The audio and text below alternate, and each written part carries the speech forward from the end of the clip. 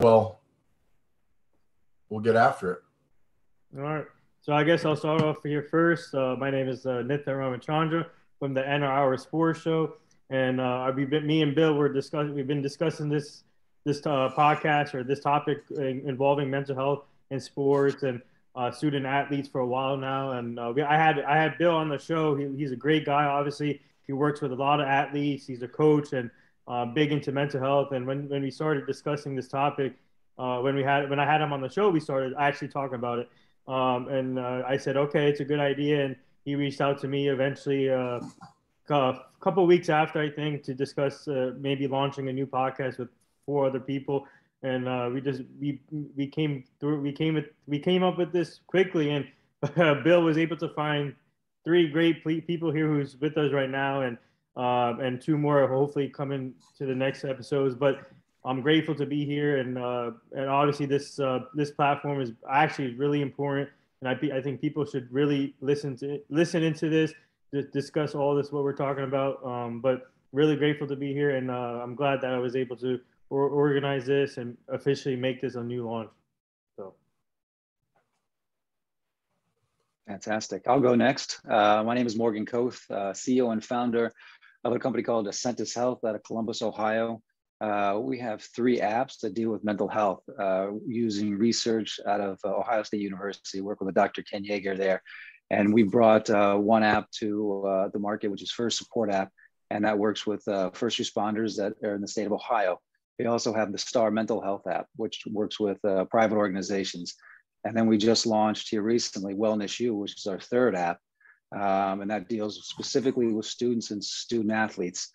Colleges and universities dealing with mental health and well-being. So I'm happy to be here. Love talking about this, love reducing the stigma. So thanks for the opportunity. Mm-hmm. I'll go next. I'll make Keegan go last. We'll be on the hot seat. Oh, God. Hi, gentlemen. Great to see you. Thank you for being willing to have me on this podcast with you guys. My name is Kim Brady. I am the owner of Kim Brady Business Coaching. I come from a background as a family therapist. I was a licensed family therapist years ago and worked with abused and neglected children, and left that field to go into sales and business, et cetera, and built my own company.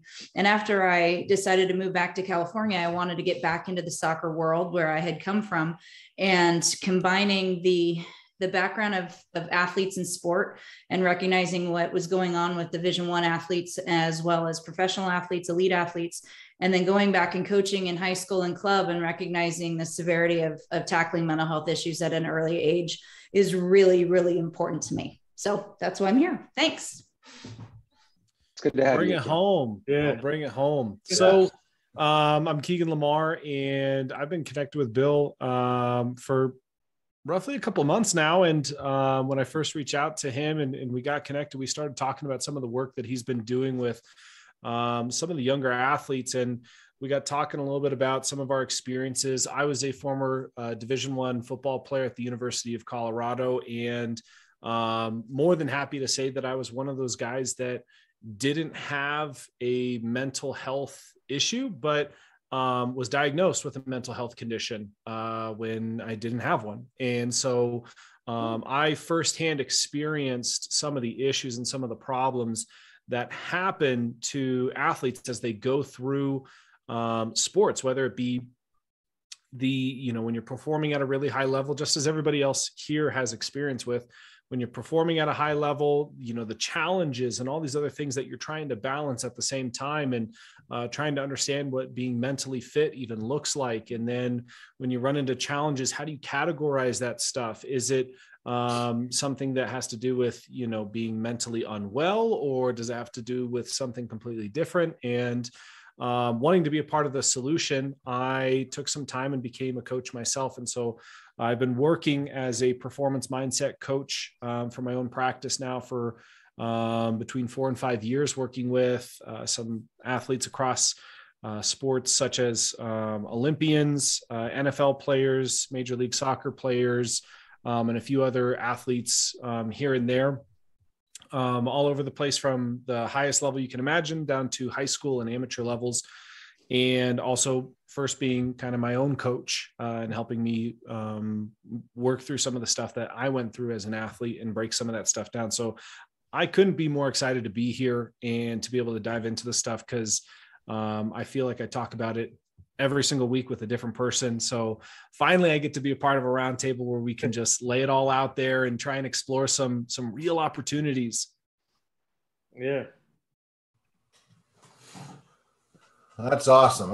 And you know, it is. It's an amazing group. And so, you know, we kind of spitballed some different things that maybe we'd throw out there and talk about tonight. So, you know, on the heels of yesterday, Yeah. it was NFL Sunday. You know, congratulations to your Cowboys and everything, Nathan. But there was obviously one very, you know, significant event out there that everybody saw outside of actual highlights of games. And without worrying about that individual situation, you know, one of the things that I saw even this morning, I was kind of curious to see what the group thinks. I wondered how much it would explode on the scene of, you know, certain behaviors immediately shifting and kind of being, you know, either labeled or kind of just being given that mental health crutch. And one of the things I know, listening to a sports talk show here a few weeks back, the question came up, you know, has mental health become a crutch now to excuse or justify behaviors of athletes? And for me, that was kind of an aha moment, like, oh, we've finally gotten to this point, right? Like, we've broken down the walls, you know, breaking this stigma, however you want to phrase it. People are taking a real intimate look at what else and what other needs our student athletes have, professional athletes. And then once it went too far, then all of a sudden certain camps started popping up like, oh, is this now the new excuse for everything? So, you know, I think that's a great first topic. If the group wants to go there, is, you know, when you hear that statement, mental health is now being used as a crutch, or maybe it's being used as a crutch to justify behaviors, what's your guys' reaction? My gut reaction is, unless you're truly trained to diagnose what someone's mental health condition is, making a statement on someone's mental health condition is inappropriate. And having been a therapist and having been licensed to be able to diagnose, I refrain from placing labels on other people for that reason alone. I need to stay in my lane, since I'm no longer a therapist. Just because I have that background, I'm not practicing therapy. I do business coaching and happen to work with former athletes, and I also happen to coach soccer. But being able to address those kinds of swinging of the pendulum, where it wasn't okay to say that someone had depression, especially if they're a male professional athlete, right? Or someone having a potential situation where he explodes into violence, and we don't know whether it's CTE or concussions or mental health issues. We don't know. We're not his doctor, or we don't know. So I think typically it diffuses things instead of just opining and being, you know, the armchair couch and coach, so to speak, as we all have opinions about other people. But to me, the biggest thing is removing that stigma by saying, I'm not licensed to diagnose and I can't judge that. If he has bad behavior, address the consequence and then go from there. That's kind of how I calm that down a little bit when I hear those things. I mean, I think that's an excellent point. There's no question that people are playing, you know, all sorts of Monday day quarterback with people's mental health, right? I mean, they're looking back at it and they're making excuses for this and making excuses for that. He has it, he doesn't have it. And, you know, looking at AB, I mean, you know, Bill, you talked about a story that was happening, but another story, and Nathan probably knows this better than I do, but Gallup gets hurt. Right? Wide receiver for Dallas. Yeah. And, you know, when I was reading about that story, and when I talk about sports, and a lot of times I played rugby at UConn, so I played for 5 years, and I played sports all through my high school career with, you know, Keegan and Lamar. We all played sports pretty high levels. And so sports and support go hand in hand. Sometimes it's people not missing the sport, it's missing the support. And listening or reading that story with Gallup, they were talking about, you probably know the third string wide receiver that moved up because he got hurt. Yeah. And he was talking about when he was injured, Gallup, you know, brought him in and gave him support and gave him all the things. And he said, I got to do that for him. I got to be that support for him. And he's not talking about physical support, people, right? He's talking about that mental health support. Yeah. Right. And we go down back to AB. I mean, I don't know. We don't know the situation. You see Tom Brady's interview saying, hey, we just need to have compassion, right? And that's exactly what we need to have is compassion. The coach, a year ago is saying, one and done, right? But then he does something and he brings them back on because, he helped them win a Super Bowl. Mm-hmm. So then it becomes, I'm not putting this on the coach or putting this on the coaching staff, but how much are they putting under the rug because they want a winner, right? Mm-hmm. So, I mean, there's a lot in this story and there's a lot to break down if we can really find the time and dive in, because I mean, this is a lot deeper, I think, than just, hey, what's somebody's mental health and what do people think about it? Because there's a lot going on here about how coaching staff handles it, how trainers handle injuries, how an individual, whether it's male or female, come back from an injury. Do they come back? Do they feel like they're going to be the same? Are they going to be treated the same? I mean, there's so much here. And he's saying his ankle, but then the coach saying, hey, he didn't mention his ankle. But then, I mean, there's a lot to read into this that, I mean, obviously we can read into it and say whatever we want, but I mean, there's a lot here that goes into mental health, I think, from a lot of different angles.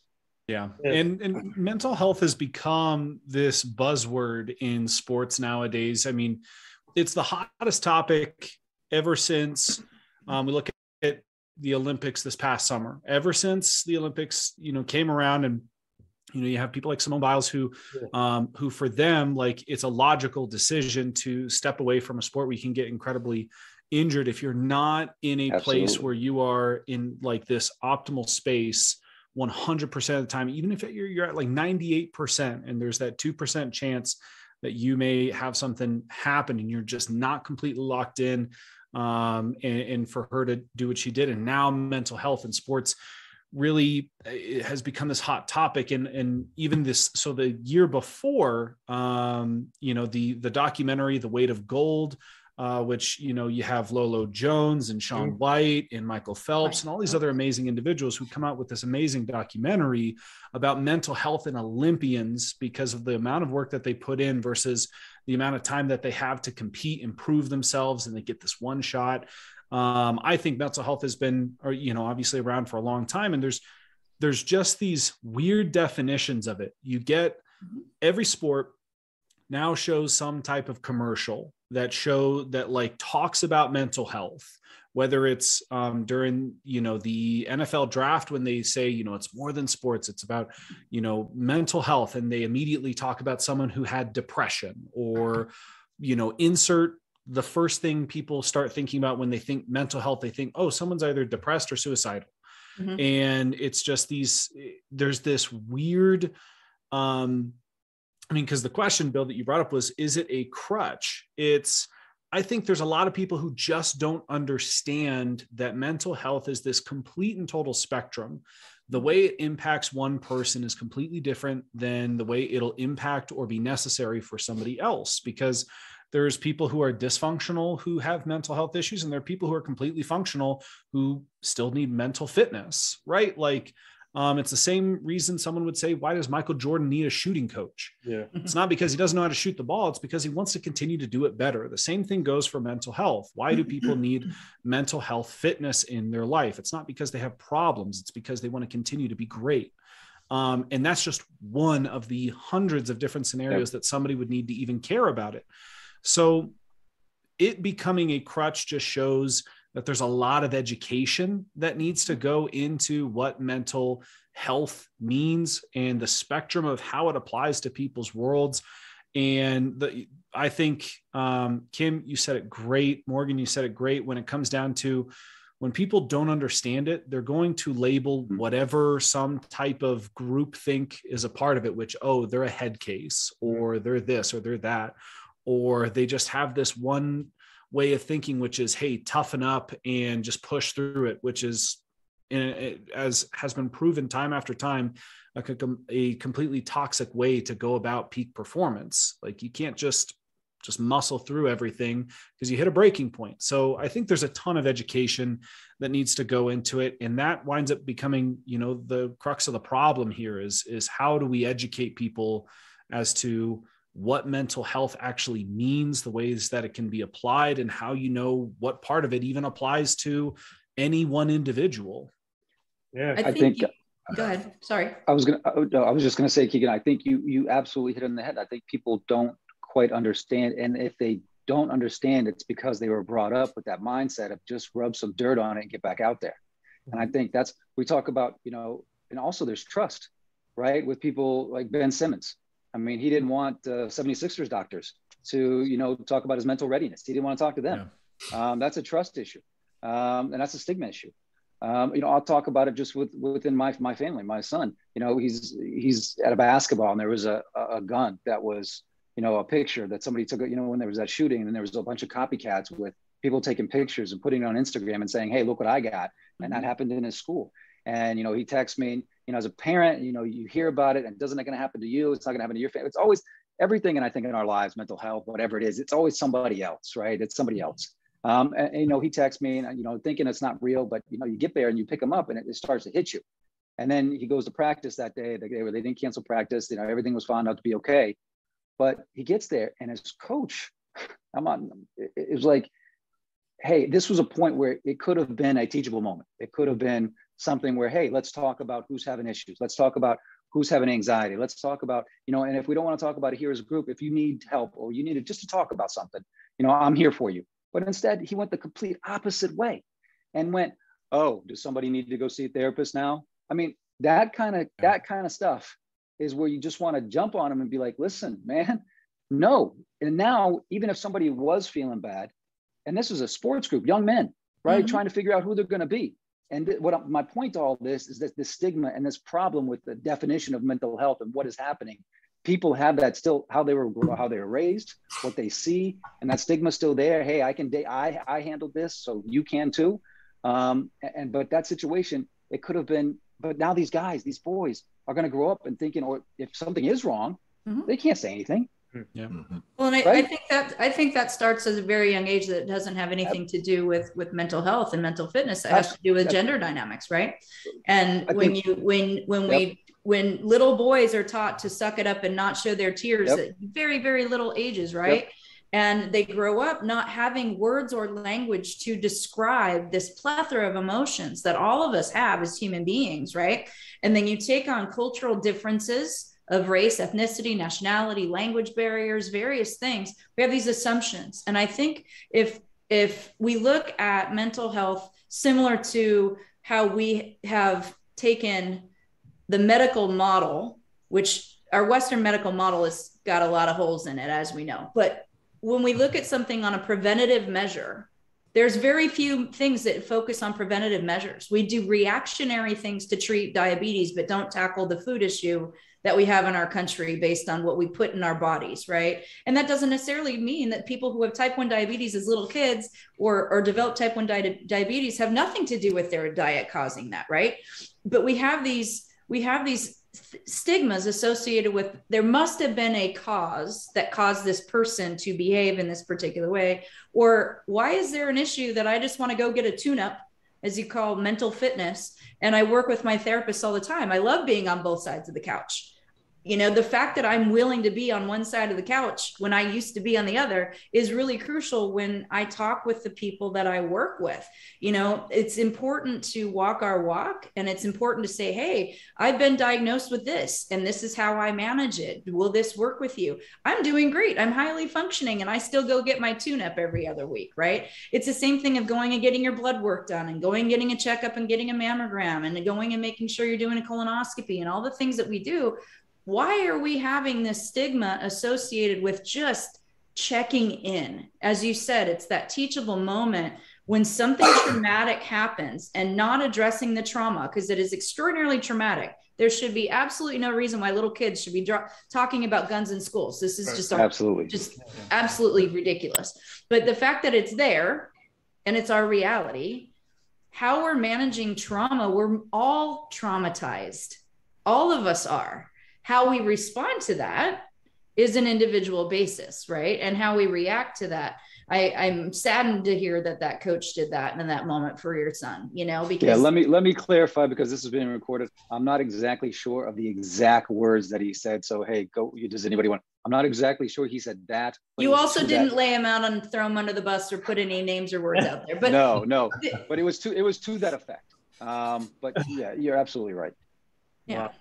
Wow. I think so. One thing I did want to point out is like, as we're going through this, I think at a professional level, there's a lot of athletes who have come forward saying mental health is very important. Yep.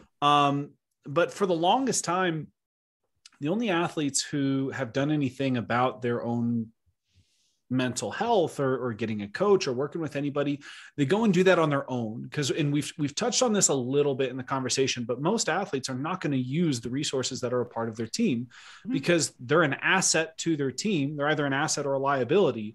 And if you're working with a team doctor, such as, you know, Ben Simmons with his own doctors, like, he's not going to let the organization, you know, tell him if he's ready or not. And then the coach is sitting there and saying, are you a good investment for me to be continuously making? So, and I know every single athlete who I've worked with obviously works with me outside of their own program and the resources that they have there. And the number one response when I get, when I say, why do you want to work with somebody outside of your program, is they say they work for the team. There's no way I'm going to go and meet with somebody who I know my coach has access to be able to potentially get a report that I went and saw them, because the first thing that they might think is, are they okay? And can I trust them when it becomes, you know, crunch time? Now, obviously you look at athletes like Tom Brady, like Peyton Manning, like Drew Brees, like Russell Wilson, who have done so much mental work for themselves, and Russell Wilson being very famous with a lot of the mental work that he's done with Trevor Moawad, who happened to work with and solidify great programs around mental health and mental performance coaching in the two teams that are about to play in the national championship game. I don't want to say it's a coincidence, but I think during a period of time where, you know, when you're a college kid, it can be really difficult to be able to perform at a high level. The two schools that have put arguably the most money towards having somebody come in and care more about the mental health and performance of the athletes to perform optimally at a mental perspective at all times, just so happen to be whooping everybody else's ass. And I don't think that's a coincidence. No, and I think that's the key part to that, Keegan, is to a certain degree, and I'm not in Alabama or Georgia's locker room or other, you know, but there's a team component to it, right? And I know some of the schools that I'm working with outside of the individual student athletes, really working with the coaches in the locker rooms for the men's and women's sports, girls and boys sports in high school. The idea at first, for the biggest hurdle for them to get over was, wait a minute, you want the student athletes to be involved in recognizing, you know, behaviors or red flag warning signs in their teammates. And it was like, well, yes, like that. We're talking about creating an environment that focuses on social dynamics as well as psychological safety. They have to understand not only how to recognize it, but also how do they approach it, right? Because that's tough for adults to do, right? Like break the ice and get into some of the triggers and trauma and all the real fancy stuff, let alone when you're a teenager, to say, hey, you know, you're usually the most well-dressed, first person to practice, you know, always giving us direction. The last 3 or 4 days, man, you know, Keegan, you're out there, like you're just not engaged with us. What's wrong, man? Do we need to talk afterwards? Like, when you can get teenagers, let alone college-age student athletes, obviously at the pro level, when you can get the individuals in the locker room to start recognizing that, then I think now we start making these, you know, real progressive steps. We're dealing with the individual aspects and providing resources. But on the other side, which is always kind of my go-to with even the example from yesterday, what else was missed? You know, there's always a lead up. There's always different triggers. And if somewhere along the way, somebody would have called timeout, whether it be a close teammate in the same position group or, you know, just somebody they trust, it might be the manager, the ball boy, who knows, you know, something may have been able to be avoided or possibly gone a different direction that wouldn't have been right front and center for everybody to analyze and give their, you know, Twitter opinions on. So I think that part of it. You're touching on a really important point there, Bill, is again, it's this reactionary thing of I couldn't believe or didn't know, I didn't see anything. And then as you start peeling back this onion layer of all these warning signs about this person, you know, let's try to avoid all school shooting situations because that's just too heavy and all this stuff. But when we think about how young our kids are when they're facing really, really difficult things, and we have to recognize, you know, being a former therapist who worked with abuse and neglect kids, that was from the day they were born until they were 18. So I was working with kids who were 2 or 3 or 4 or 5, even newborn children, right? At times, all the way up to teenagers. And building curriculum is so possible to help provide tools and strengths, just like Keegan, what you're doing at your level of being able to doing it with young kids, like you're talking about, Bill, and what you're addressing, Morgan, is that it is possible. We can do these preventative measures to where it is known beyond a shadow of a doubt that suicidality is not increased when you discuss conversation about how to talk about things that happened prior to that. But if there's no conversation about it, all of a sudden it happens and there's a trauma ripple effect. And then there is the copycat stuff. And then there is this other stuff that happens. And so trying to get that information to the levels, collegiate athletes to professional athletes, it starts at elementary school. It starts in high school. You know, it does start when we're children. We were kids once. Remember how hard it was being a teenager? We forget that sometimes. Things were not easy. Even if we were an athlete like I was, that was really good. And, you know, as a straight A student and I had a job and all these things, but I was also coming out, figuring out that I was gay and I couldn't tell anybody anything. And I certainly wasn't going to do it when I was in college. I wasn't going to go tell my coach I was gay. I had to go seek out other resources outside of my program because I wasn't sure I could come out to my teammates. Thankfully, where I went to school, it was a little bit more positive, et cetera, than some other schools. But these are experiences that I sought out outside resources for free. And these are these resources that we do need to provide to young kids at elementary, high school levels, all the way up to talk about how we can strengthen. I like the mental fitness focus versus mental illness. Yep. It's mental illness is that carries such a stigma, you know, and being able to say, what's our level of mental fitness? Where are we with our own practices of where are we with our mental state right now? We all go through bad things, you know, all of us, grief, loss, these are all human conditions, and being able to humanize emotion, that we all feel them and give them tools, starts at a very young age that we address it. It has to start young. Yeah, it's almost like the crutch has become, and Coach K had a great article last week. He was kind of responding to some of the mental health collaboration with the ACC, Big Ten, and some of the Power 5 conferences. And, you know, I wouldn't say he took anybody to task, but of course, when Coach K says something, everybody really reads into it. And he was pretty vocal about, listen, there's still not much to hang our hat on, right? Like, It's great we're announcing it. So it's almost like the crutches become, that's that person's issue that we're going to support them with, versus organizations or universities or schools or coaching staffs, however you want to phrase, you know, or find the individual groups, saying we need to do more to create this ongoing culture of safety so that type of thing at least doesn't happen on a public display anymore, right? There might still be an outburst, and there might still be a rubber meets the road type moment, but it's done in an environment where that individual is now protected or feels safe enough to get that help. And so maybe, you know, just listen to us talk, maybe that crutch has become, we're just making it about the individual, right? You're brave to come out for it, but when you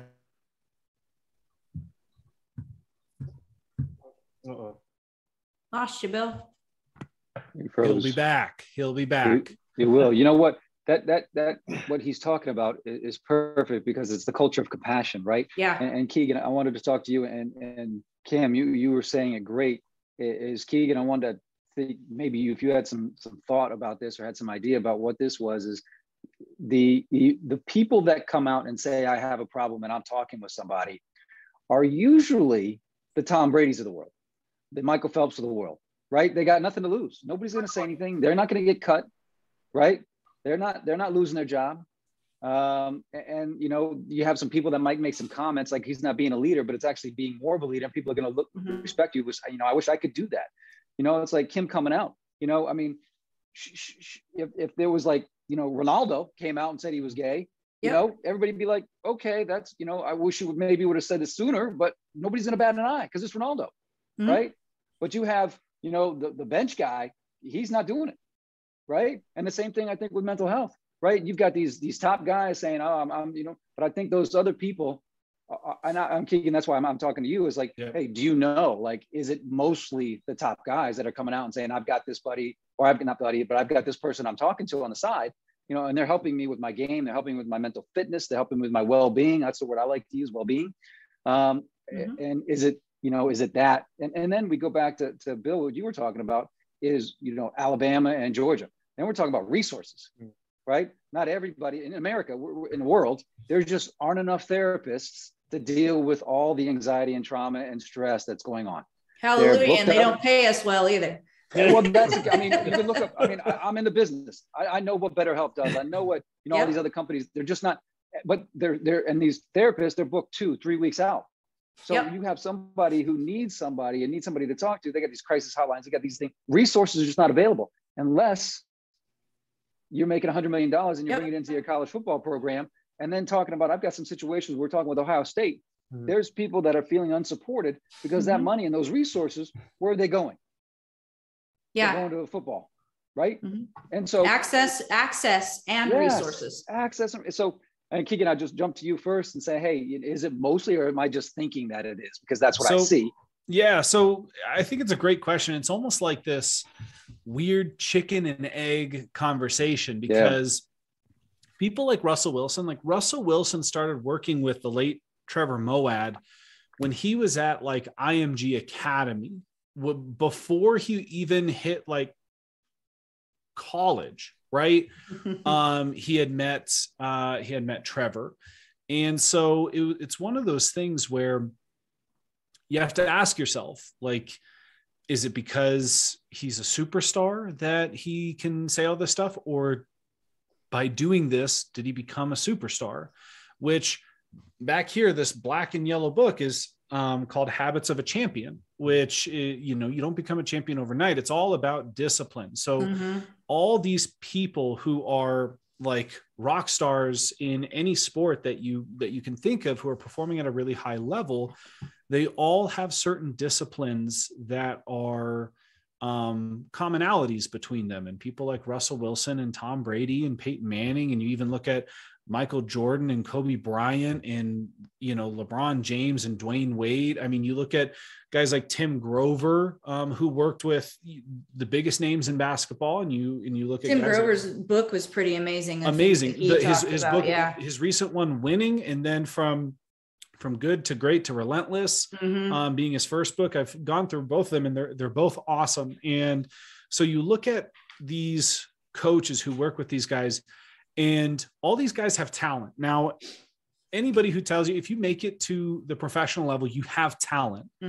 I think of performance being the results that you get in anything that you do as your potential minus the distractions that are a part of your life. Every single person who goes into the NFL has massive levels of potential. It really comes down to the people who can eliminate all the other distractions so that they can just perform in this raw talent potential arena. And those are the guys who wind up becoming those Russell Wilson big names, those Aaron Rodgers big names, the people who can get rid of the distractions.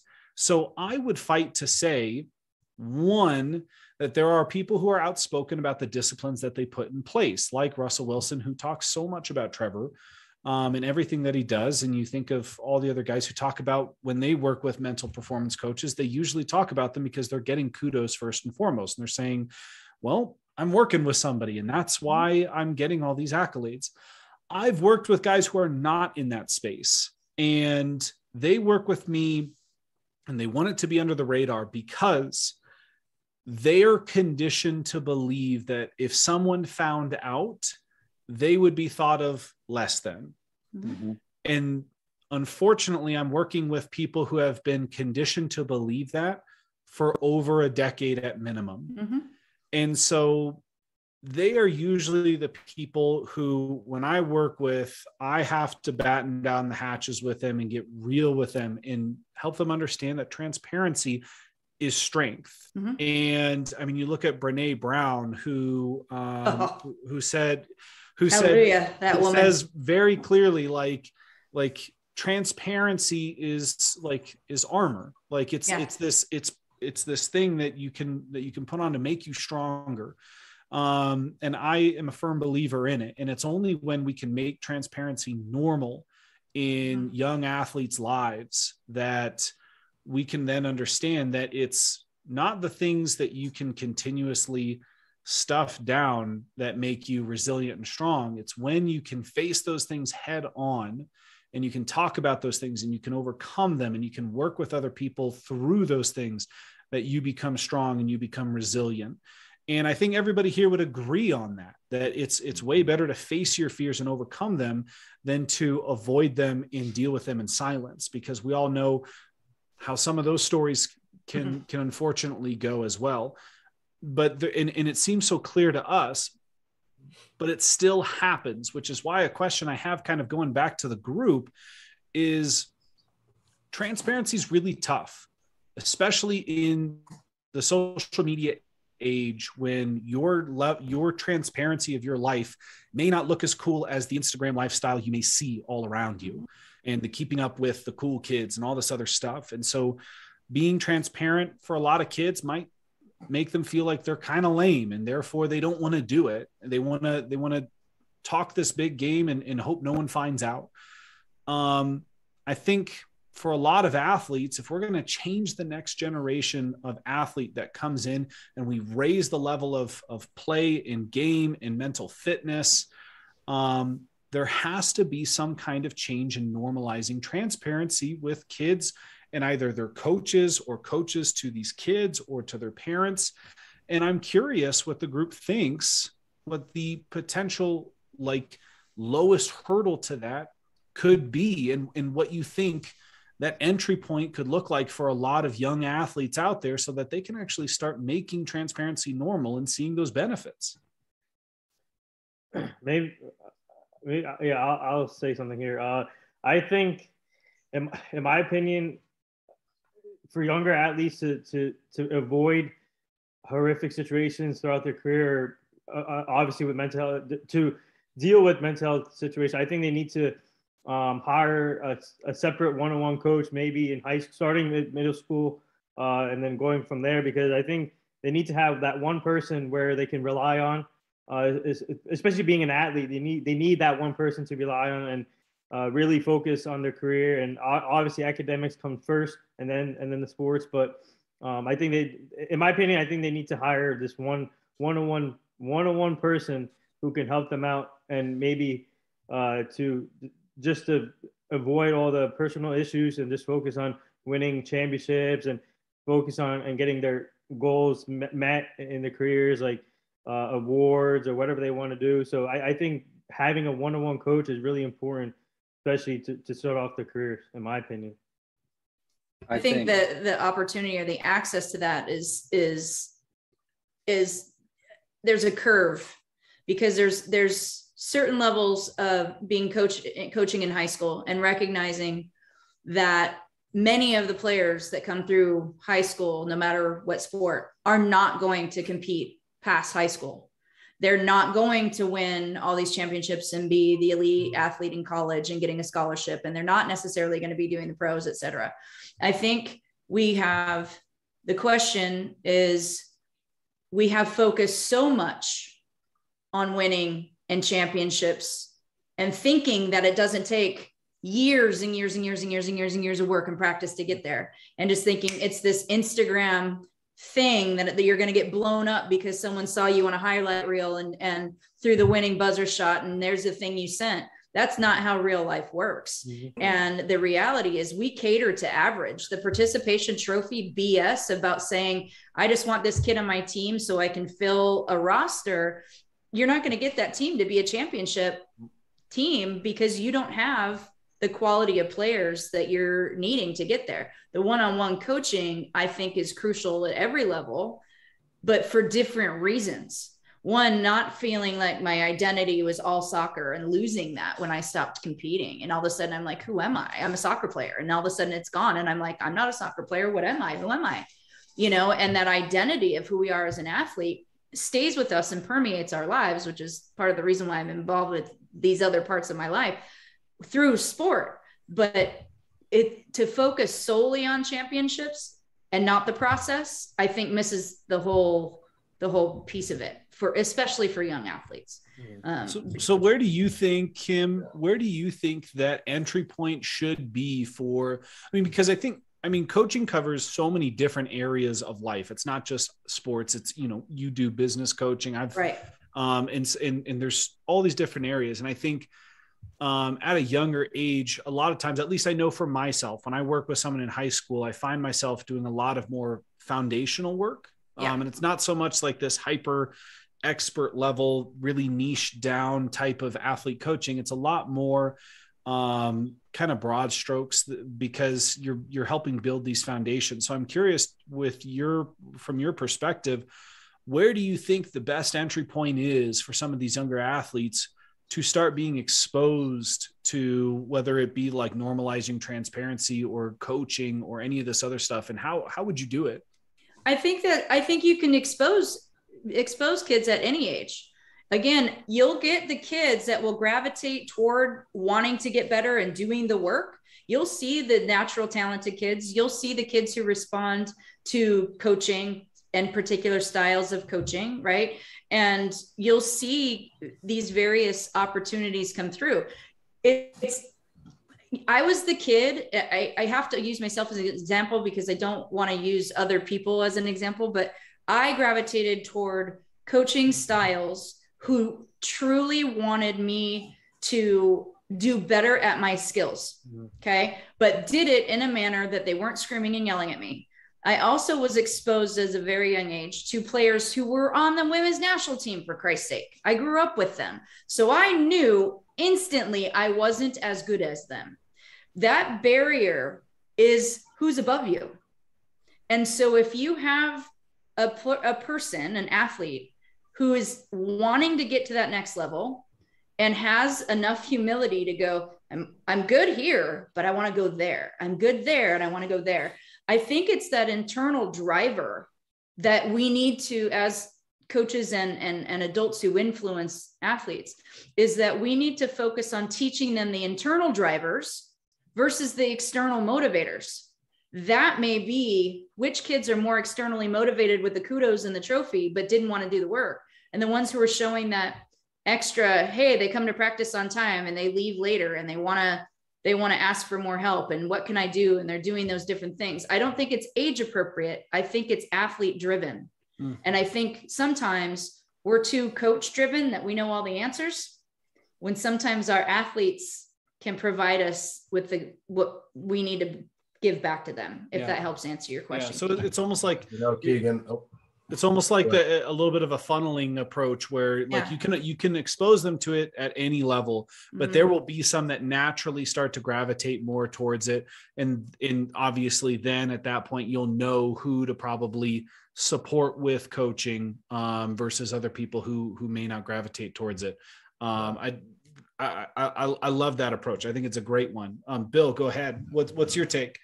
No, I was just going to say, I appreciate how you phrase that, that entry point. For me, it's just like any corporation or organization too, that top down acceptance. And one of the things we really work on at the high school level is it's like anything. There's 3 seasons to it, right? There's the off season, there's the in season, then you got your preseason, but that's 12 months a year.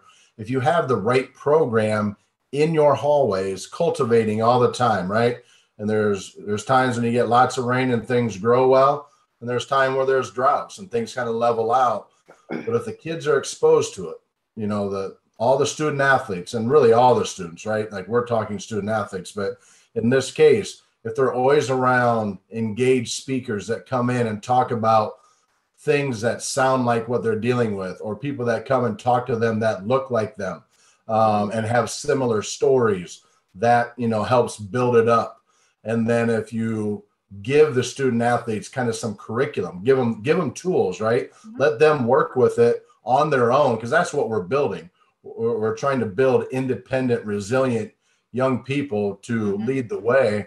And then for me, the best example, then you have a good program, is that day you have a 3 or 4 or 5 star, right?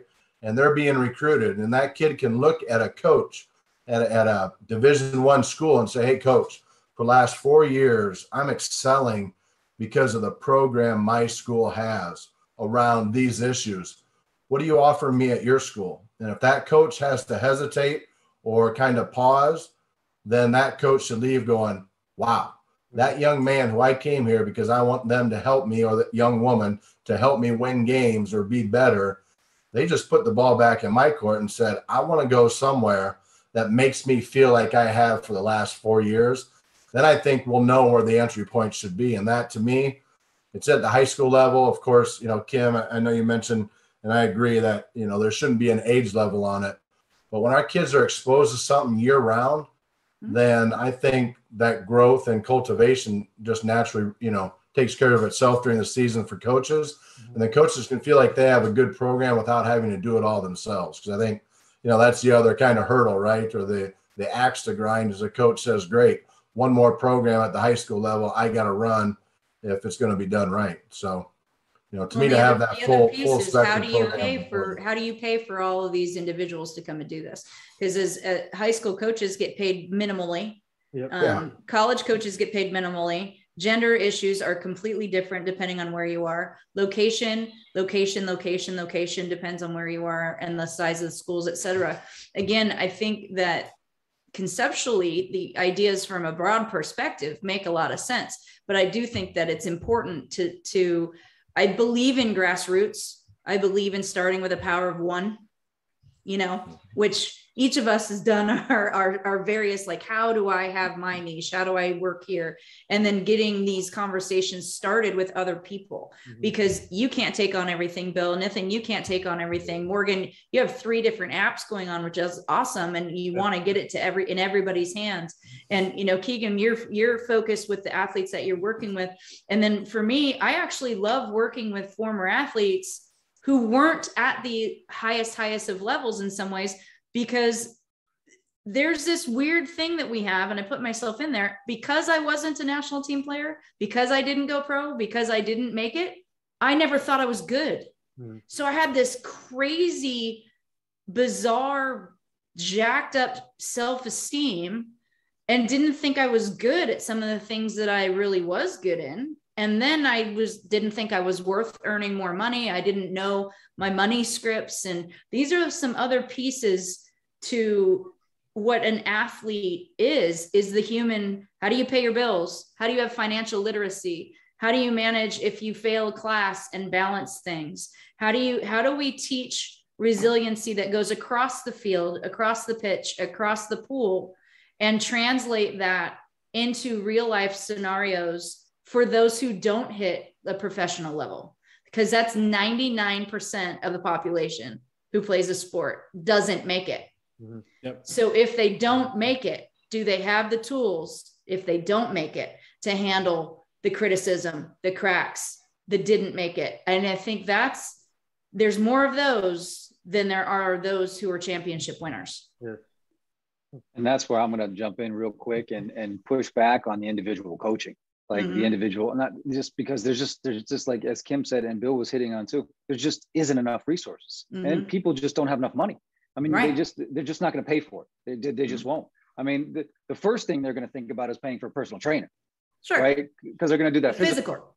Yeah, and the mental part is, I'm push that to the side, because the dad or the mom or the cousin or the uncle or the brother or the coach or somebody saw him, be like, hey, let's get the weights, right? Let's figure out balance. Let's figure out what we need to do physically. Where they're not focusing on the mental, which they should, right? We all know they should. We know they should. People are. My thing is, I wish we had a system in place that made better coaches, more compassionate coaches. Because if you feel supported, Kim, we talked about this before, and you made this, it was values, love, and appreciation, I think is what you said. And I just made it simple and said supported. You made it more clear for me. Loved, valued, and appreciated is my jam. That's it. And I just say when people feel supported, amazing things can happen. And I know that personally because I know how I felt being an athlete. I know how I felt playing collegiate football, rugby, and doing all these things. I know how I felt when I felt supported, whether it was my peers, or whether it was my teammates, or whether it was my coach. If different situations happened in high school, I felt better. I played better. I practiced harder. I did things that were, it felt better. Even when my teammates were getting on me about certain things, it felt bad. And I can see it in my son. I can see when he feels supported, he plays better. He acts better. He has an aura about him. But when the coach does something and it's negative, he gets down on himself. He cowers a little bit. And you know what? The kid's as mental tough as he does things that are hard. He does things that are tough. And I go back to that book, Talent is Overrated. People put in the work, right? And things don't happen overnight. So that one-on-one coaching, it's just not going to work. There's not enough resources. There's not enough capital. There's not enough money for people to go do that. And that's one of the things we talk about, how to get those resources. A lot of people talk about, hey, we need to get people to be more resilient. Well, how do you do that? Well, you give them resources. What kind of resources? Well, you give them resources that individualize to them. Well, how do you do that? Well, we got to start with an assessment. We got to find out what their stress looks like to them, right? How does their stress look to them when they feel stressed or anxious or they're feeling tired? Okay, if they're feeling tired, why are they feeling tired? Is it because they didn't sleep well? Or is it because they're stressed about something? If they're stressed about something, what is it? Now, how do you get better sleep? Okay, well, you got to put the phone away. These things are like people are saying, hey, get better sleep. Hey, get resilient. Hey, we got to be more supportive. Or, hey, you've got to learn to relax. Well, what does that look like? Well, mindfulness, right? Let's give them the tools. Like Bill said, hey, we can start early. Yeah. There's case studies out there that talk about bringing mindfulness and meditation to schools, and it works, right? It helps people relax. They get better scores. They get better grades. You talk about sports and athletes, mindfulness and compassion and love and kindness and thinking about breathing techniques to relax before an event. I mean, that's one way.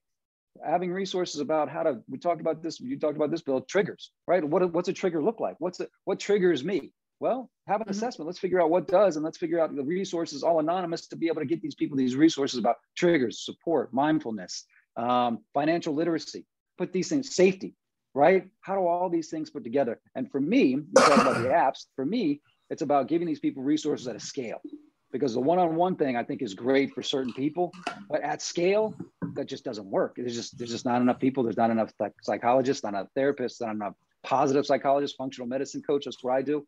I mean, there's just not enough of us. So we need to give something that scales, to give them those resources, to get that bridge so people can get to that level and read something, change the narrative a little bit, change some habits, find some mindfulness, find some techniques that work for them, be able to sleep, eat better, well-being. I mean, food. I mean, talk about food. Food is a huge part. We didn't even talk about that. Food and stress. I mean, the fatty foods, the sugary foods people and the kids are eating. I mean, that has a part to do with it, whether they're not sleeping and whether they're overweight or whether they're not feeling well. Food plays a huge part. We didn't even talk about that. So there's just a lot of angles, a lot of scaling that needs to go. But I'll get back to what I originally said, is that I wish we had a program that helped coaches be better, because that's where it starts. Having people, and a coach can't feel or talk to or deal with every single individual and make every single kid feel supported, because there's just not enough bandwidth. They just can't do that, right? But having the opportunity to learn how to do that and be able to see one kid that, hey, some kids don't need that, holding. And I'm not saying baby, because that's not the right word, but it's the word I'm looking for is escaping me. But there's sometimes where you just need an attaboy. A kid just needs an attaboy, boy or girl, just needs an attaboy. And being able to teach a coach how to understand what to look for, I think it would be important.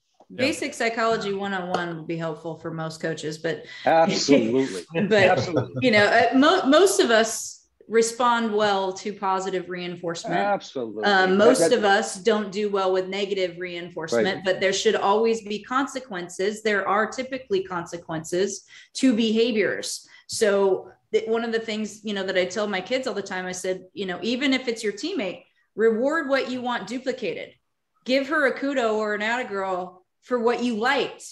She knows she screwed the pass up. She knows she didn't get it to you. Say, hey, the pass was right. Just get it on my right foot next time. I like the pass. The pass was perfect. That's what I wanted. That's where the positive moment is. I can teach that to the kids that I coach to start teaching and communicating in that manner as well. So we all model behavior. So if we're wondering where it's going to come from, it's going to come from us teaching groups of people and doing some grassroots support for the students, and where the students become student leaders and the students become conflict resolution kids. My mom did this with elementary school kids as a principal in the biggest gang affiliated crap in San Bernardino, and these kids are helping each other.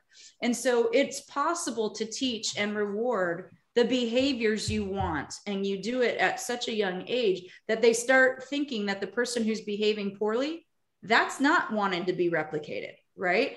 Oh, I don't want him spitting on someone or punching someone in the nose or someone kicking somebody or someone being mean and calling someone names. And now we have social media and we have cell phones, right? And the amount of people video recording fights and throwing it on Instagram and all these things. I hate the buzzwords of say something, do something, those things. It just becomes so trite and cliche, but it really is. How do you teach these kids to do what is so instinctively to me, to break up a fight? Instinctively, if I see a fight, I want to break it up. And I've been in the middle of grown men doing it. And I'm like, whoa, that probably wasn't the smartest thing to do. But I certainly am not the person who's going to sit idly by and not do something. And so again, what did I learn and how was I taught versus what are the kids learning and how are they taught? It's our responsibility as adults to teach young kids what we expect of them and behave accordingly ourselves. I have to look in the mirror and behave. Am I walking my talk? It has to start with me first. So when I had to apologize to my kids. I got mad at the ref the other day because he did something and I said shit in front of my kids. And I know I'm not supposed to. And I looked at them all and I said, I'm sorry. I know you've heard the word before. I'm not supposed to say that. I did. I got out of hand. And again, I have a mouth and a half, but I coach kids. I have to be diligent about how I speak. But again, I apologized for swearing. That's the immediate response. It shouldn't just be, oh, Coach Kim. It's nope, I own it. I swore. I don't want you to swear. Please understand I made a mistake and I apologize to the ref. But these are the things that we need to be teaching. Those are resilient behaviors too. When I make a mistake, you apologize. When I do something that has a negative consequence, I could have been carded. I could have been kicked off the field. There's multiple consequences. So teaching them that there's a proper consequence. My mom always said, be a good citizen. This is, why grandma and grandpa came to this country, is to become a US citizen, be a good citizen, represent yourself and your family and your team and your honor. And I think we've gotten away from some of those old fashioned beliefs, in all honesty. Yeah. The number one thing I find myself coaching when it comes to athletes is this concept of being able to dictate the score in anything that you do, which is a very simple foundational approach to inputs and outputs. The results that you get in anything that you do has everything to do with the inputs that you're like feeding yourself, whether it's your thoughts, your environment, your emotions, your actions, the people you surround yourself with, the music you listen to, the food you eat. Like when it comes to, hey, you didn't make the team, or you didn't make the catch, or you didn't make the pass, or you like these results, these undesirable results happened. They can all be traced back to being able to understand that you played a role in it, right? Like you directly influenced that result. And whatever's going on in your world is something you completely control. And I mean, even down to the relationships that we have, like my relationship with another person is a reflection of the way in which I treat them. Yes. If I change the input, if I change the way I treat them, they're going to treat me a reflection of that, right? If I treat somebody well, as time goes on, they will treat me well. And same thing goes for being a teammate or being an athlete or going and winning the Heisman. It's usually a culmination of disciplines that have been in play long enough to where those types of accolades and those types of things just become a natural occurrence in your life, which I call obviously dictating the score. And that came about because so often we find ourselves realizing that most everything we consume is meant to try and put us in a place of being reactive. I mean, whether it's you look at the news or you look at Instagram or you look at any type of social media or you talk to most people, most of the times it's trying to tell you how you need to be doing something or how you're supposed to feel or this or this or this, and you feel behind the ball in some way, shape, or form. Oh yeah. And when it comes to, and Kim, this is really piggybacking off of what you said when it comes down to consequences. They like, if you don't want a certain consequence to occur, you control the input that gets that consequence. And then the same thing going to, if you want to win a state championship as a team, you as a team have to come together and say, these are the disciplines that will allow us to win. And obviously, we can all be pretty honest, and coaches are normally very honest if their team is just not good enough. And they say, we just don't quite have the talent. Not good enough. My poor kids. I love them. There is a win. there is a genetic component that comes into this, but as you get further along in sports, then obviously the genetic component starts to dissipate, because that selection process just happens. And I mean, it can also be at the high school level. And even before then, like if you have the talent in place, taking the genetic portion out of it, it all comes down to how you dictate whatever score that you want to get. And everybody plays a part in it, and everybody has an input in it. And same thing goes for our world. Like this result of us all being here today comes down from our decisions to put us where this type of conversation, us leading this conversation, becomes a natural occurrence. We wouldn't be here if we didn't make the choices that we have. Same thing with things that we're not super happy with. We know we made decisions that allowed that to be the result. And so that becomes far ahead of anything else that I have ever talked about, being the number one thing that is like the most important that I think young athletes and young people as a whole need to understand, is that they control the results that they get. No matter how much people say the world hands you, a crap scenario or this, and you got to deal with it. Yep. Not saying it's not true. Everybody has different backgrounds and different starting points and all this other stuff, but you control what you do with it. The world simply hands us information. How we process it and how we take action upon it is completely up to us. And so being able to dictate that score in our own world is by far and away the number one most important thing that I think a lot of young people need to understand. And Kim, going right off of what you were saying with consequences, like it just comes down to understanding that every single thing you do has a consequence, negative or positive. You get to make that decision. Most times it's really easy to make the short-term win decision that gives you long-term pain, and understanding that going through a couple extra workouts, that short-term pain, whatever that might be, to go and get to actually that long-term success that you're looking for, is something that, and I use the term mental fitness because it insinuates that there's stress. Like you work out to break down muscle fibers. Yeah. Same thing goes with mental fitness. You have to stress yourself to the point where you break down fibers so that you can build something, right? Like you can't build yourself physically without breaking some stuff down and testing yourself, and benchmarking yourself and pushing yourself. Well, and that's the connection with the neurons and the mindfulness and the mental piece of creating those neurons to have different reactions all the way in your brain. Like it completely is precisely what Morgan was talking about with the mindfulness piece. 100%. Exactly. It's neurological. You don't just come out of the womb all of a sudden with this ability to handle stress.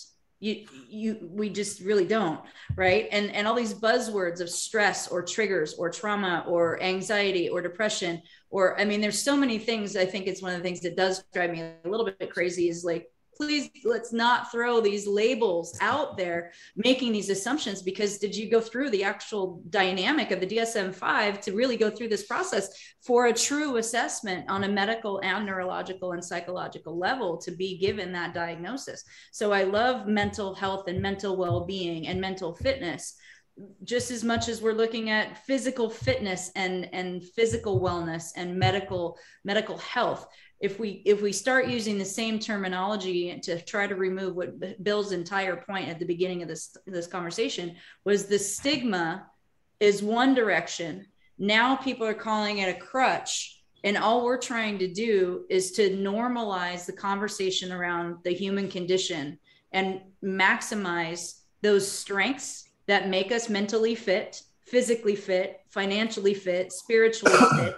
And how do we get more of that into our group of kids because we recognize there's a lot of problems. There are a lot of things going on in our world that impact not only athletes, but impact our youth in general and impact us as we become adults. The experiences we have as youth do affect us as adults. And if we don't give them the tools now, especially when we have a cell phone that is a bigger addiction than most drugs are right now, and the access to the wrong things with algorithms and AI and sending the kids to go down that rabbit hole.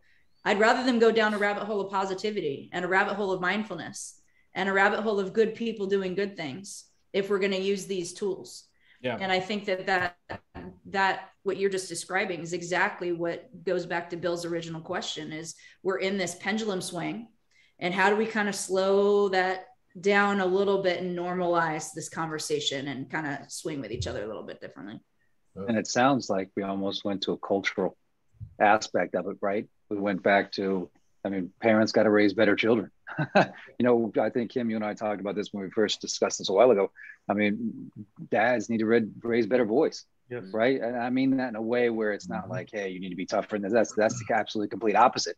It's being that vulnerable person who says, I'm sorry, who doesn't touch a woman just because she's dressed scantily. I mean, no, you just don't touch her. She can wear what she wants. I mean, it doesn't just, these are the things that we need to talk about in a more manner where you talk about culture, you talk about this, but, you know, just raising better children, having better coaches where they can take those children that you're raising to be more compassionate, to have the mindfulness, give them the tools to be able to use those things, just as Kim is talking about, and like Bill's talking about, and Keegan's talking about, and what we're talking about here. And that's the thing is, I think, but that, I mean, I think what you're talking about is, hey, let's use the phone and scale this. Have the other users on the phone.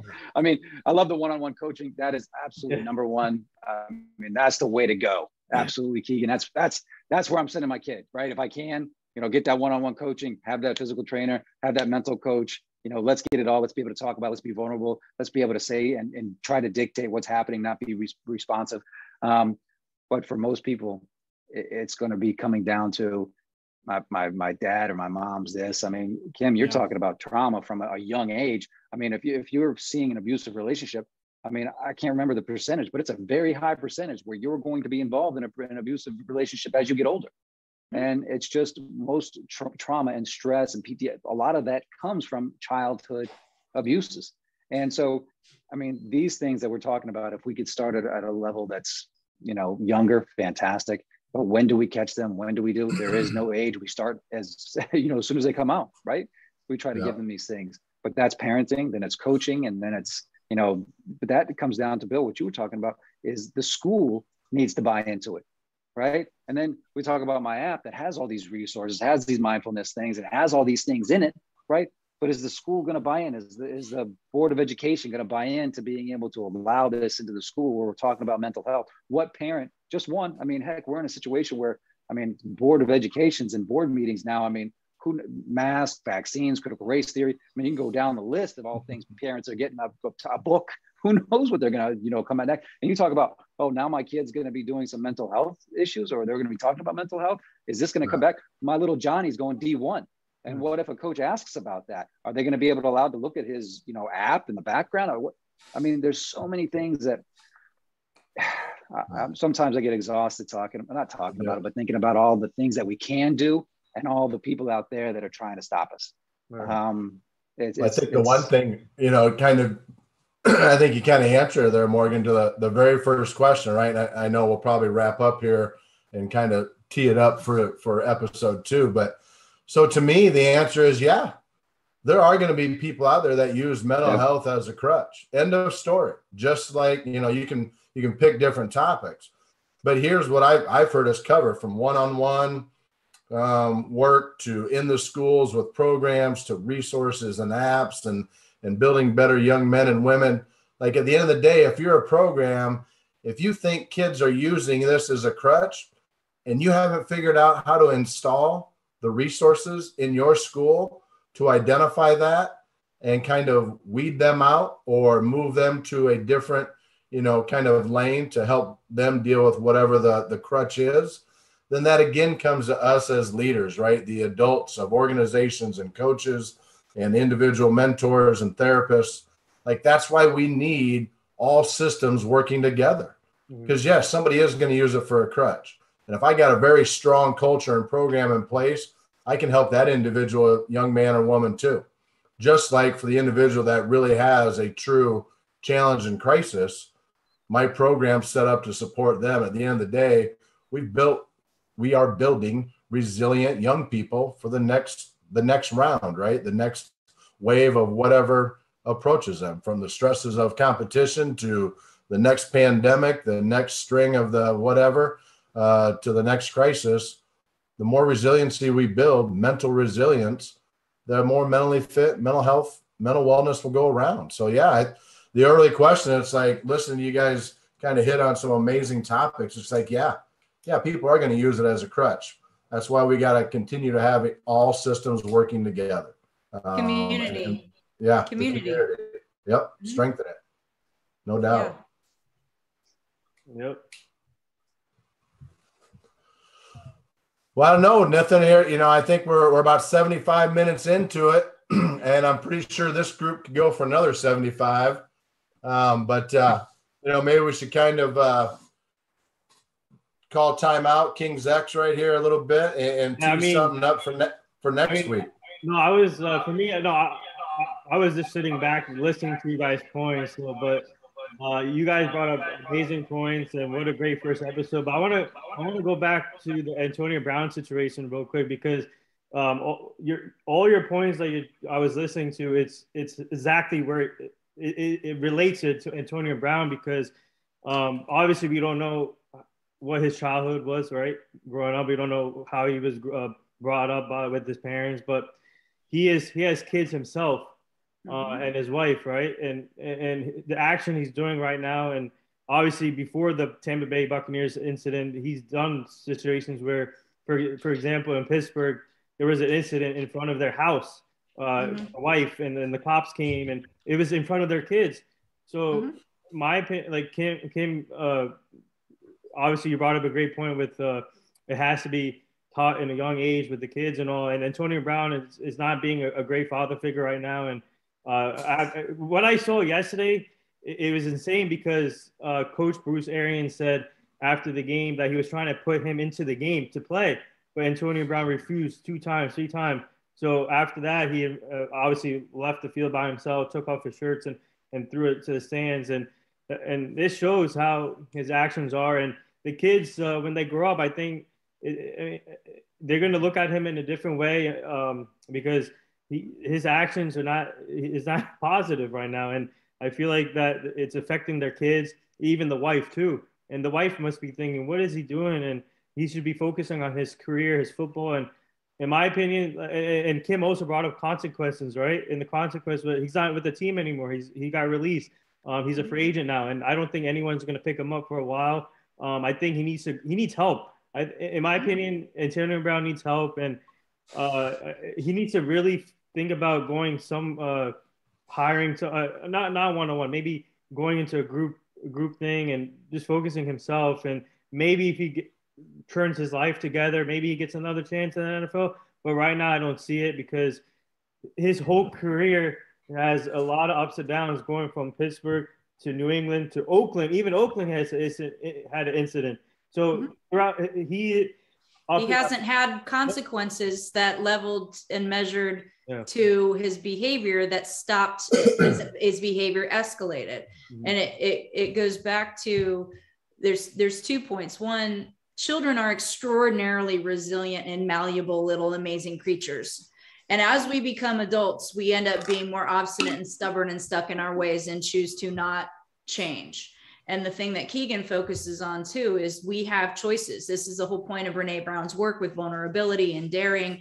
And it goes back to being able to look in the mirror, face yourself and all your demons, and peel back the layers. He has to choose.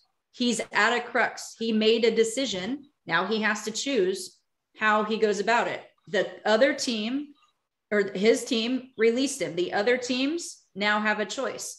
Previously, there's been consequences that didn't, in my opinion, didn't didn't measure to what he had done. They kept him because they want a winning season. Yeah. So again, we were teaching this at young ages. We keep kids with bad behavior to win a championship. We taught him that at a young age, right? Yeah. If you're good enough, we don't care if you're a spoiled brat. Yeah. We're going to keep you. We're going to pay you millions of dollars for you to be a jackwagon, right? And then we expect you to handle whatever drama behind the scenes. That's why they have massive PR people who work with football teams, right? To try to keep what he just did behind the scenes. Mm-hmm. So he hasn't had consequences that measure what a normal person, if we did that to our job, we'd lose our job.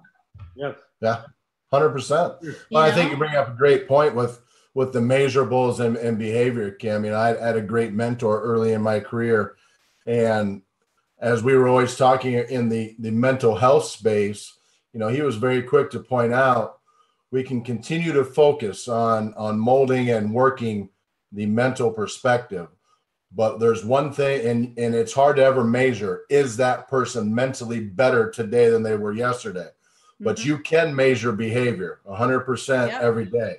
You know, my behavior was measured as a young kid growing up, and I knew what wasn't allowed and what was through immediate consequence, et cetera. So, you know, I think that's an awesome segue, and maybe something we overlooked is at the end of the day, you know, behavior is measurable. And Keegan, you kind of referenced it earlier too, that, you know, Michael Vick's another example, right? People can say what they want about Michael, but from the time he came back, you know, you measure that individual on his behavior and what he's done, not just on the field, but in his work and community and stuff. You know, behavior is always measurable. So, and it is hard to measure somebody's mental health progress one day to the next, but you can measure behavior, no doubt. Yeah. Yeah. And we as people will face the same challenge over and over and over until it gets, and each time we face it, it'll be worse. Yeah. And the only time we actually change the input to get a different result is when the pain of the challenge is so great, it forces us to look at the mirror and say, okay, this is not an everybody else problem. This is me, and I have to change, because he's getting the same. So Antonio Brown, he's getting the exact same results, right? He's one could say like his actions the other day, exact same as Las Vegas, exact same with Pittsburgh. Like some could say it's probably the same type of trigger that has the same underlying problem or challenge that he's facing. There's some trigger there that's sparking this reaction that he has. And each time this challenge presents itself and pushes that trigger harder and harder and harder, because he himself is not changing. He's an amazing talent. He thinks his talent is all that needs to be there. And I mean, we don't know that for sure, but I'm assuming it just for simplicity reasons. And if now being let go, and he might put out another few videos of him training and running around and showing that he's still ready and whatever. And if nobody calls, no one picks up anything, there will come a time when he realizes that hit him so hard that he will either change or he will continue and stay in his same lane and will deal with the further consequences of this reaction that he has to it. And he'll face a brand new challenge, which is life with no football, right. which who knows how that will turn out. But it's one of those things where people, I mean, with Michael Vick, he had certain inputs, got certain outputs, and then went to jail. And when he was done, he was like, that, because he had faced challenges. It's not like that was the only time in his entire life where he ever got in some form of trouble. Like, you don't just go from being a poster child to doing that. So it's one of those things where you face the same challenge until it gets too great that it forces you to change. And we'll see if he does. And I completely agree. Nathan, I think he does need, the number one thing that I have noticed is that when he faces challenge, he then doubles down on himself. Yeah. And that's pretty consistent, is his belief that he is enough and that he is betting on himself. And the one thing I can guarantee you is that each one of us who's here, not a single soul has gotten anywhere in life without somebody else. None of us would be alive without our parents. There's not a human being who is born who's capable of taking care of themselves from day one. There are some animals who can be born and they're walking and they're already eating like 2 minutes after they're born. And they're like, I'm chilling, man. Human beings don't get that luxury. We are forced to be dependent on others. And it is naive of people to not give that credit. We all had to learn something from somebody. We all build something. It's better to build with than to simply be building for. So we build better things when we build each other up and we build with one another. And you can tell that somebody has had trust issues when there's a reaction and they go inwards, right? Rather than wanting to find somebody who can sit there and be transparent with them, which goes full circle with when someone can be normal and transparent, something can happen. And when they don't know what's going on, they will go to somebody and say, tell me what's happening here. Am I not seeing something? And that opens the door for them to receive real feedback that they don't take personally. And they say, I can grow from this. So I mean, we'll see how big this challenge, winds up hitting him. And he's not going to be the only person who deals with this. There's plenty of other athletes who have lots of other issues.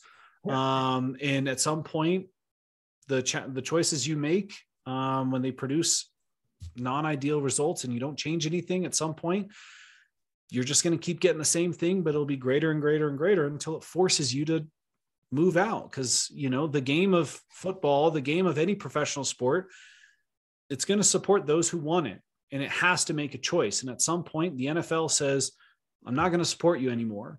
And I'm going to pick somebody else to now put up on a pedestal.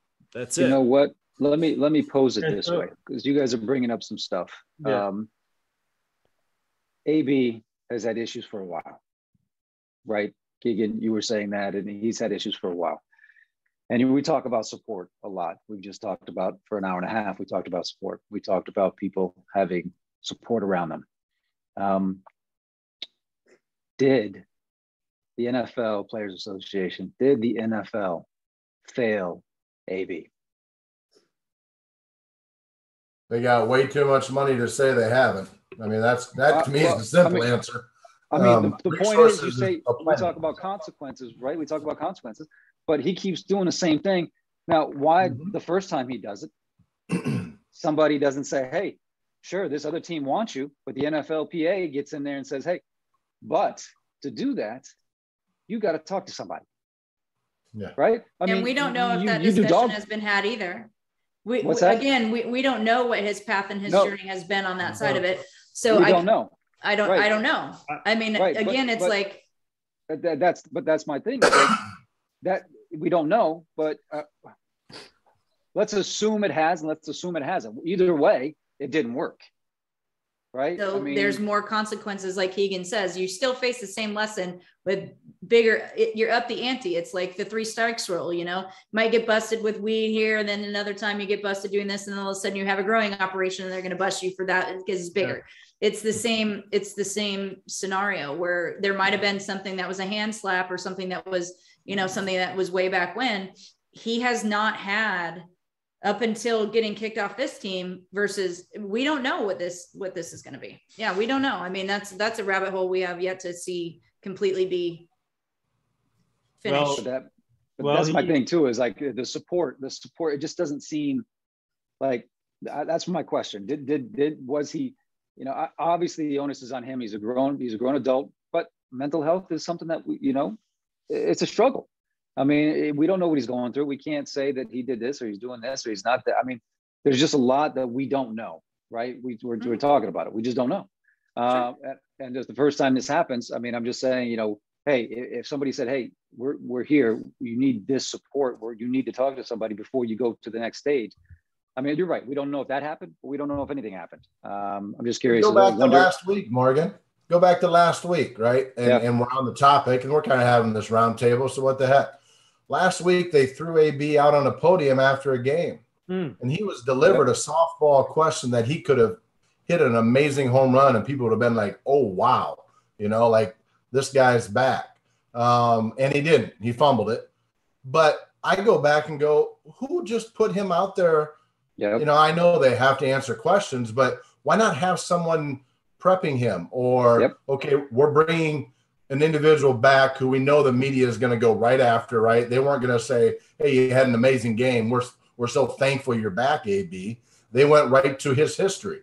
And so to me, that was almost a setup by the organization, by the media members. Like, they knew what they were going to do. They knew how he was most likely was going to respond.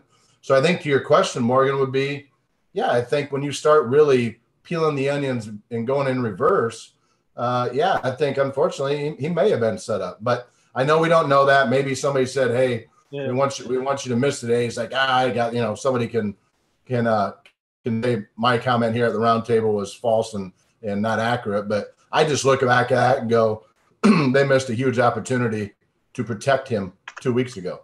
To at least give him the Marshawn Lynch treatment. Just say, please just answer it the way Marshawn is a totally different animal. Go Bears, beast mode. Marshawn Lynch. Beast mode, Marshawn Lynch. Don't even I'm just go here there because I have to be in the same category of him. Because Marshawn is a badass dude. I love Marshawn. I love him. You should. Marshawn, that's one of my dream interviews is Marshawn Lynch. He won't give you one. Yeah, he won't give you one. He'll be like, why I'm here. Go see him in Oakland on Thanksgiving Day when he is handing out Thanksgiving turkeys and hang out with them and chill with them in Oakland. He'll be eating his Skittles. He'll be eating his Skittles, be chilling with his mom. My friends know him. I haven't met him.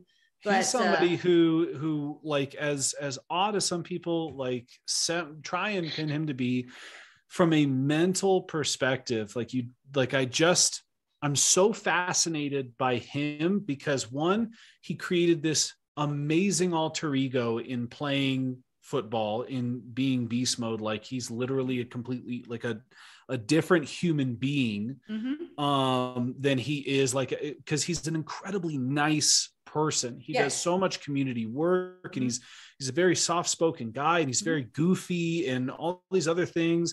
But then very intelligent and business savvy and brilliant, amazingly intelligent. And from a mental perspective, he knew which hat to put on to best serve him in any field that he was in. When it came to interviews, he put on the hat where he just completely detached, and that got him through it. And he was fine, and he walked away, and there was no hard feelings. He took nothing personally. And he was like, I love you, but you know why I'm here. I'm not going to answer blah, blah, blah, blah, blah. And then when he's on the field, he is such a poster child for what honestly a perfect NFL player could potentially model their entire mindset off of, is someone who is incredibly well behaved and balanced in their normal life, but also an amazing player in a completely violent arena. And at the end of the day can take nothing personally. And I mean, he's a whole conversation I could have for hours because I love his approach to it. But hey, I mean, you got to take care of your mentals and your chickens. Yeah, for sure. Go beast mode. I love it. Bring us home with that. A little Cal Bear love. I love you. Kim is gonna like this. Actually, I had his former teammate on the show, Justin Forsett, another Cal guy, and I asked him about Marshawn Lynch playing with him. He said he said this was one of the best or one of the greatest teammates he ever played with. Justin said, because that's all you hear about his teammates. They just were like, he was great. He was great. Yeah. Yeah, but so I guess to wrap this up before we move on to the segue for next episode, I just want to say, Kim, I know you brought up social media, and social media is like a bug or a virus that follows you. And today on Twitter, I found out where Antonio Brown is. He was found in Brooklyn today and watching the Nets and Grizzlies game. So Antonio. Did he get an Uber ride over there too? But he was at an NBA game tonight, so that shows how he's putting himself before a team. So it's crazy. Yeesh. Sometimes past behavior is predictive of future behavior. They should start paying attention. Yeah, but what a great first episode, and sitting here lay back and listening to your comments and your takes. It was just amazing. And me jumping in once in a while. But for me, I like to listen first and then jump in. So that's my go-to thing. But the next episode, I think we should really focus on, I think, Kim's inspiring story, where it relates to her, because some players or some people, it's hard for them to come out, right? For example, Carl Nassib from the Raiders, he came out. And then Michael Sam, if you remember, years back.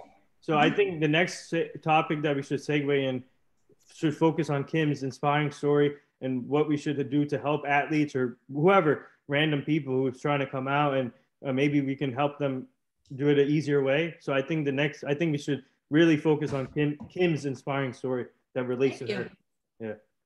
All for it. Yeah. Thank you. Yeah.